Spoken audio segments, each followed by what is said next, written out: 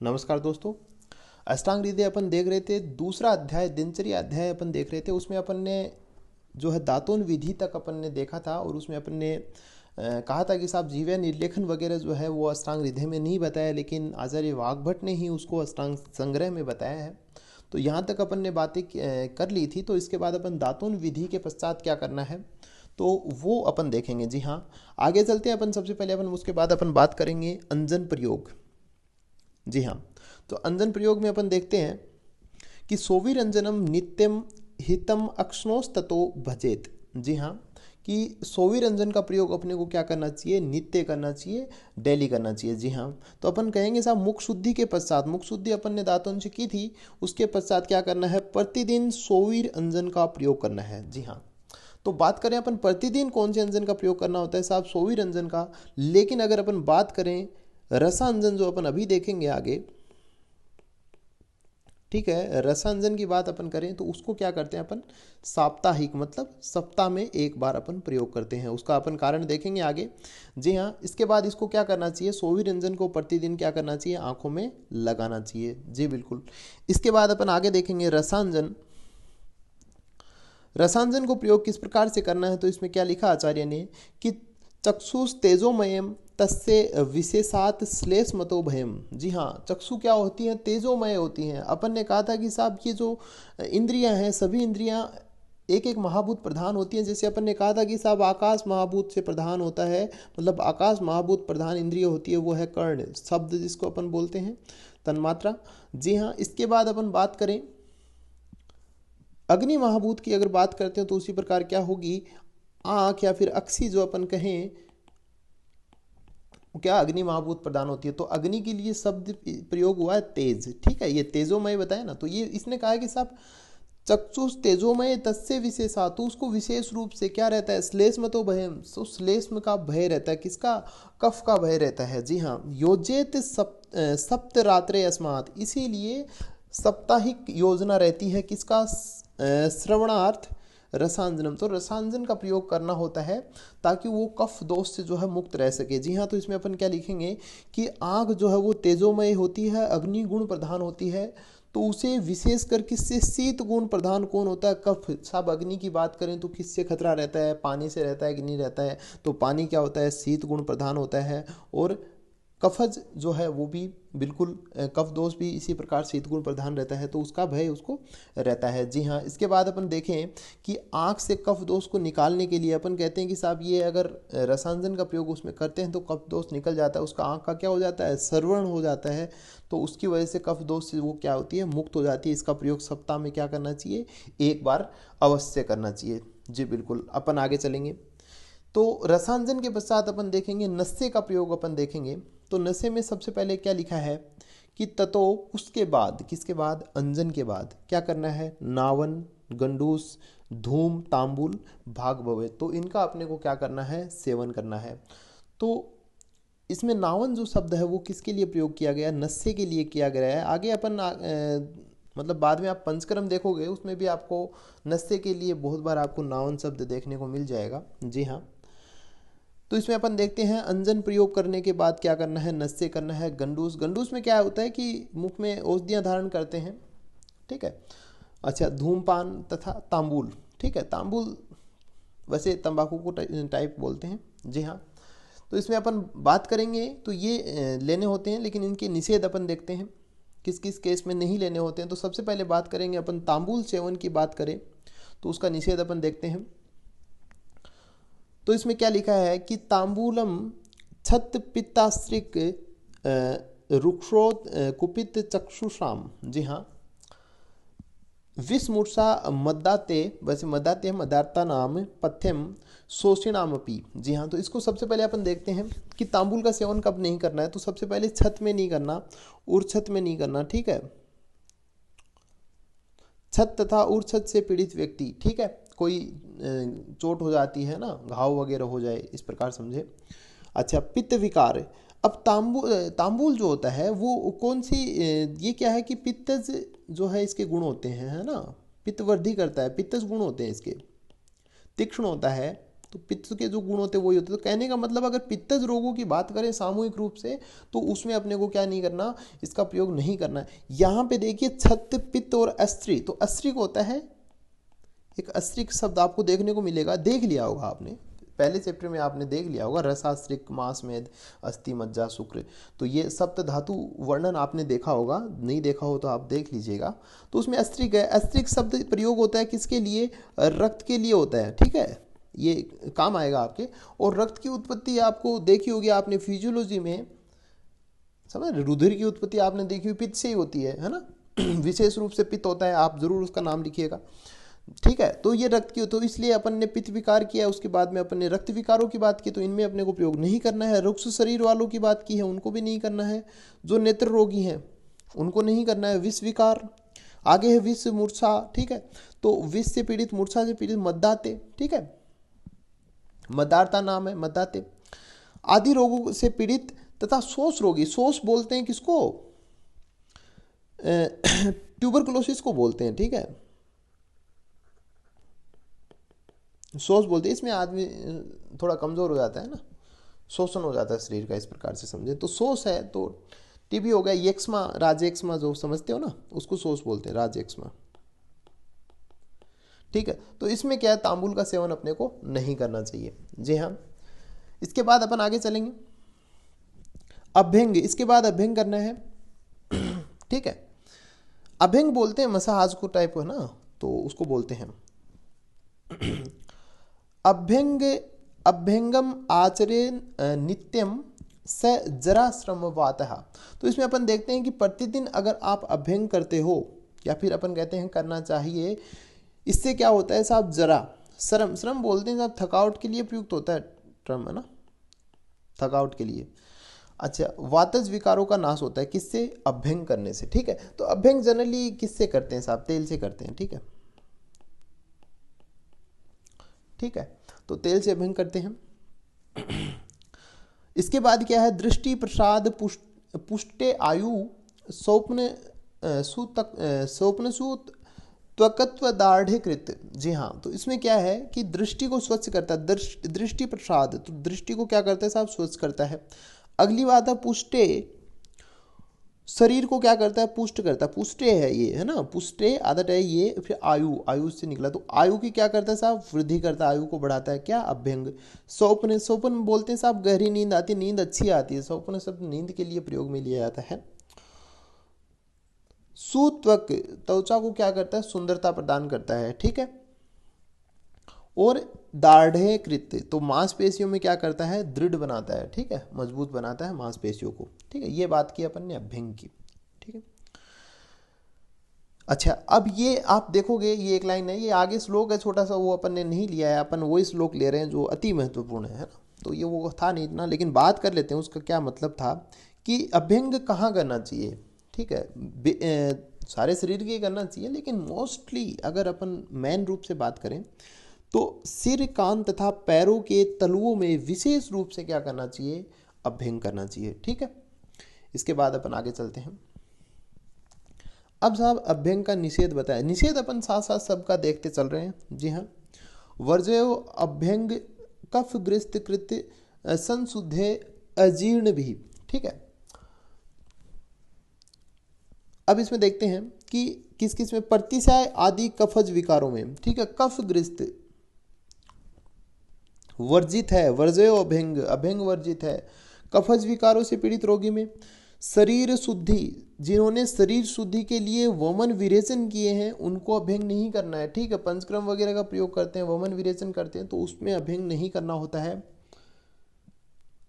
तथा जो अजीर्ण से ग्रस्त हो, अजीर्ण हो, जिसको भोजन सही से पच नहीं रहा हो, उस प्रकार के रोगी को क्या करना है, अभ्यंग का प्रयोग नहीं करना है, जी हाँ। अब अपन आगे चलते हैं। अभ्यंग के बाद अपन बात करेंगे व्यायाम का विधान है, ठीक है। व्यायाम में सबसे पहले क्या लिखा है कि साहब लाघवम कर्म सामर्थ्य दीप्तो अग्निर्मेधसः क्षय, कि व्यायाम करने से क्या फायदे होते हैं। यहाँ पे अपन ये भी लिख सकते हैं साहब, दूसरी लाइन अगर देखें, व्यायाम के लाभ, ठीक है। ये जो है इंपॉर्टेंट है, एग्जाम पॉइंट ऑफ व्यू से बड़ा इंपॉर्टेंट है, क्वेश्चन आता है साहब व्यायाम के लाभ बताएं। ठीक है। अब इसमें क्या है, अपन व्यायाम के लाभों की अगर बात करें तो सबसे पहले क्या होता है, कार्य करने की शक्ति बढ़ती है, सब कर्म सामर्थ्य जो है वो बढ़ता है, ठीक है। दूसरी है जठराग्नि या पाचकाग्नि प्रदीप्त होती है। दीप्तो अग्निर मेधसह, जो भी अग्नि है वो बढ़ेगी। मेधसह मतलब ये होता है कि मेधसह क्षय, मेधसह घट जाता है, मेधसह का क्षय होता है। मेधसह मतलब है कि मेध धातु, ठीक है। मेध धातु स्थूलता से संबंधित है, ठीक है। स्थूलता, मोटापा जो है कौन करता है, मेध धातु करती है, ठीक है। तो उसका क्या होता है, क्षय होता है व्यायाम करने से। साहब पेट बढ़ जाता है अपना, तो उसमें अपन क्या करते हैं, मोटापा हो जाता है, तो उस केस में अपन क्या करते हैं साहब, व्यायाम करते हैं। इसके बाद अंग प्रत्यंग की बात करें, मांसपेशियां जो हैं ठीक है, मांसपेशियां क्या करती हैं, अपन जिम वगैरह जाते हैं तो उसमें क्या होती है, स्पष्ट दिखलाई देती हैं, ठीक है। और क्या हो जाती हैं, विभक्त, विभक्त मतलब स्पष्ट दिखाई देना। घन गात्रत्व, गात्र मतलब होता है देह, शरीर घन हो जाता है, मतलब मजबूत हो जाता है, ठोस हो जाता है। व्यायाम उपजायते, व्यायाम करने से होते हैं, ठीक है। तो ये सब जो है, ये पॉइंट आप अवश्य याद कर लें साहब, 2 नंबर में तुरंत क्वेश्चन आ जाता है, ठीक है। इसके बाद अपन आगे की बात करेंगे कि व्यायाम का निषेध कहाँ कहाँ बताया गया है। जी बिल्कुल, वात पित्तामयी बालो वृद्धो अजीर्णी च तम त्यजेत। जी हाँ, तो सबसे पहले देखें, वातज तथा पित्तज रोगियों में व्यायाम का क्या बताया गया है, निषेध बताया गया है। इसके अलावा बालक और वृद्ध में भी जो है, और अजीर्णी है ना, अजीर्ण रोग में, ठीक है, अजीर्ण रोग से पीड़ित मनुष्य में भी व्यायाम को निषेध किया है। अभ्यंग ने भी, अभ्यंग में अपन ने देखा था, उसमें भी अजीर्ण रोगों में जो है निषेध किया है। अच्छा, बालक आचार्य ने बालक के बारे में बताया कि साहब जो 16 साल से ऊपर की जो मतलब 16 साल के अंदर जो है उसको बालक बताया, और 70 साल से ऊपर है उसको आचार्य ने वृद्ध माना है, ठीक है। जी बिल्कुल, आगे अपन देखेंगे, ये बहुत इंपॉर्टेंट है। एक और इंपॉर्टेंट बात यहाँ पे इंपॉर्टेंट लगा लीजिएगा, प्रश्न आता है कि अर्ध शक्ति क्या होती है। अब अर्ध शक्ति कोई ज़्यादा बड़ी चीज़ नहीं होती है, हल्की चीज़ होती है, लेकिन जब एग्जाम में आता है ना तो अपने समझ में आता नहीं है, ठीक है। तो अर्ध शक्ति तथा काल निर्देश कि व्यायाम को कितने समय तक करना है अपने को, ठीक है। अर्ध शक्ति क्या होती है, इस प्रकार का प्रश्न आता है, ठीक है। तो अपन देखते हैं, अर्ध शक्त्या निषेवेस्तु बलि भी स्निग्ध भोजी भी शीतकाले वसंते चे मंदमेव ततो अन्यदा, ठीक है।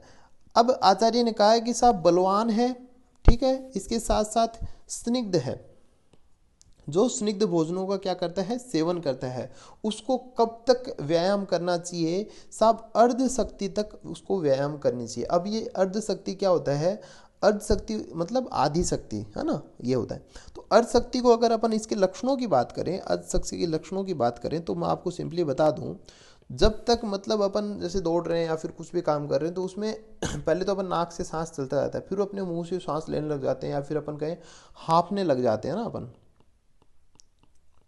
वहां तक व्यायाम करना चाहिए। किसको, बलवान को, और स्निग्ध भोजन कर रहा है उसको, इन दो को ही करना। ऐसे नहीं कि हर कोई ऐसे ही कमजोर आदमी फिर वो हाँफने लग जाए, तो वहां तक अर्ध शक्ति होती है। तो अर्ध शक्ति का लक्षण पूछ लेते हैं, अर्ध शक्ति क्या है, किस चीज़ के लिए प्रयुक्त होती है, तो ये सब इसके बारे में प्रश्न बहुत आम बात आना आ जाता है, ठीक है। इसके बाद अपन बात करें, ये अपन ने कहा कि साहब, अच्छा अब आगे है शीतकाले वसंते च, तो इनको किस में करना है, अर्ध शक्ति तक, वो भी यहाँ पे मेंशन किया गया है। शीतकाल तथा वसंत ऋतु में, शीतकाल से अपन समझें तो हेमंत और शिशिर समझ सकते हैं, तो हेमंत और शिशिर में तथा वसंत ऋतु में अपने को क्या करना है, आधी शक्ति तक अपने को व्यायाम करना है। आगे लिखा है मंदम एव ततो अन्यदा, अन्य ऋतु में भी क्या करना है, कम व्यायाम करना है, मतलब आधी शक्ति से पहले ही रुक जाना है ना, इसका मतलब ये है। तो थोड़ा ही व्यायाम करना है, ये नहीं कि आप बहुत जल्दी से वो स्ट्रोंग होने के चक्कर में व्यायाम किए जा रहे हो, ऐसा नहीं करना होता है, ठीक है। इसके बाद अपन आगे बात करते हैं, शरीर मर्दन की बात अपन करेंगे। तम कृत्वा अनुसुखम देहम मर्दे च समन्ततः। जी हाँ, तो आचार्य ने क्या शरीर मर्दन को जो है वो व्यायाम का ही भाग बताया, ठीक है। तो व्यायाम कर लेने के बाद क्या करना है, संपूर्ण शरीर का क्या करना है, सुखद मर्दन करना है। साहब यहाँ पे देखिएगा, कृत्वा अनुसुखम स्पेशली बताया है, अनुसुखम है ये, अनुसुखम, ठीक है। मतलब जब तक सुखद रहे, मतलब कष्टकारक ना हो, तो वो उस प्रकार का क्या करना है, चारों ओर से शरीर का जो अपने को मर्दन करना चाहिए, ठीक है। तो ये बताया है। अच्छा, इसके बाद अपन बात करेंगे अति व्यायाम से हानि। ज़्यादा व्यायाम आपने किया, ये भी एक अनदर इंपॉर्टेंट क्वेश्चन है कि अति व्यायाम से हानि स्पष्ट कीजिए। दोनों तीनों क्वेश्चन बड़ा क्वेश्चन बन के साथ में जुड़ के भी आ जाते हैं, ठीक है। अच्छा, अति व्यायाम से हानि अपन देख रहे हैं, तो तृष्णा क्षय पर तमको रक्त पित्तम श्रम कलम है, अति व्यायाम है, कासो ज्वर सर्दी से जायते। जी हाँ, तो सबसे पहले क्या है, तृष्णा। तृष्णा साहब प्यास का लगने को बोलते हैं, ठीक है, तृष्णा, ये पता ही होगा आपको। इसके बाद है क्षय। क्षय रोग अपन ने कहा था कि साहब राजयक्ष्मा को बोलते हैं, बिल्कुल ठीक है। इसके बाद है परतम को, ये एक अच्छा शब्द है, यहाँ पे आपको सुनने को मिला, अच्छी बात है। हालांकि ये जो आप जैसे आप रोग निदान में आप प्रवेश करोगे तो परतमक के बारे में आपको थोड़ा बताऊं, तो ये परतमक होता है, एक दूसरा नाम होता है संतमक, ठीक है। और ये भेद होते हैं किसके, तमक श्वास के। और तमक श्वास आप समझ रहे हो कहाँ पढ़ेंगे अपन, श्वास रोग में। और वो भी कब पढ़ेंगे साहब, अगली साल पढ़ेंगे। कौन से सब्जेक्ट में पढ़ेंगे सर, पढ़ेंगे साहब अपन पढ़ेंगे रोग निदान में, ठीक है। अब इसमें अपन देखते हैं कि तमक श्वास जनरली अस्थमा को बोल देते हैं, है ना, अगर अपन मॉडर्न से कोरिलेट करें तो। अब इसमें सीवियर अस्थमा होता है वैसे थोड़ा। अच्छा, इसमें दो प्रकार का होता है, संतमक। संतमक में क्या होता है, मानसिक दोष उसका थोड़ा योगदान रहता है, ठीक है। मानसिक दोष, ये मैं आपको ऐसे थोड़ा सिंपली बता रहा हूँ, ठीक है। मानसिक दोषों का वो रहता है, कौन सा, जो होता है ना, मानसिक दोष होते हैं रज और तम, आपने देखे होंगे, तो तम का प्रभाव होता है इसके अंदर। लेकिन जो परतमक होता है ना, वो क्या होता है, उसमें जवर और मूर्छा रहती है पेशेंट को। जो ब्रोंकियल अस्थमा होता है ना, वो होता है, तो ब्रोंकियल अस्थमा में जवर और मूर्छा और रहती है, थोड़ा सीरियस मैटर हो जाता है, ठीक है। तो जवर मूर्छा रहती है, तो इसमें क्या है, पित्त अनुबंध हो जाता है, क्योंकि मूर्छा और जवर अपन जानते हैं कि साहब किसका भेद हो जाता है, पित्त के होते हैं ना।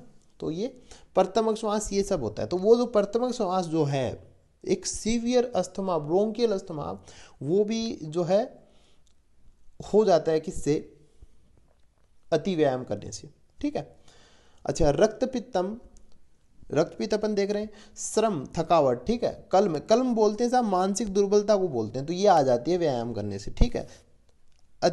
इसके बाद है कासो जवर सर्दी। तो कास मतलब खांसी को बोलते हैं, जवर बुखार हो जाता है, और सर्दी मतलब वमन वगैरह। तो आप देखते हैं कभी कभी अपन सुबह एक्सरसाइज करते हैं, कुछ खाते नहीं हैं, तो एक्सरसाइज करते हैं, तो उस केस में अपने एक नोजिया टाइप हो जाता है, जी मिसलाना है ना जिसको अपन बोलते हैं, तो वो सर्दी का केस बनता है। जी हाँ, तो ये अपन ने देख ली है, अति व्यायाम से अपन ने हानि देखी है, ठीक है।